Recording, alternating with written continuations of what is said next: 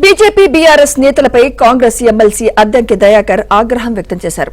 తెలంగాణ ఆర్థిక పరిస్థితిని సీఎం నిజాయితీగా వివరించారని, దీనిపై బీఆర్ఎస్ బీజేపీ నేతలు ఇష్టం వచ్చినట్లు మాట్లాడుతున్నారని మండిపడ్డారు. మంచి రేవంత్ రెడ్డి గారికి జరగంగానే ఈ కళ్ళల్లా ఏదో పోసుకున్నట్టే బయటికి వెళ్తారు సన్నాసిగాలు, పిచ్చి కుక్కలు మురిగినట్టే. ఇక ఆయన రైతు భరోసా ఉండదో ఉండదో అని ఒకటే ముండ మోసినట్టు ఆయన మాట్లాడుతూ ఉన్నాడు.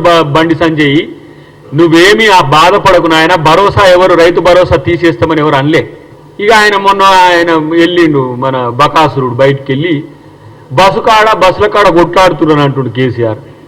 మరి తీసేద్దామని చెప్పి నీ పార్టీ రెజల్యూషన్ చేయి, ఫ్రీ బస్సు మహిళలకు తీసేద్దామని చెప్పి మీ పార్టీ రిజల్యూషన్ చేయండి. వచ్చి మీ పార్టీ ఆఫీసు మీరందరూ కూడా కొట్టుకపోయే పరిస్థితి ఉంటుంది. పోలోమని బయటకు వస్తున్నారు బీజేపీ బీఆర్ఎస్ నాయకులు.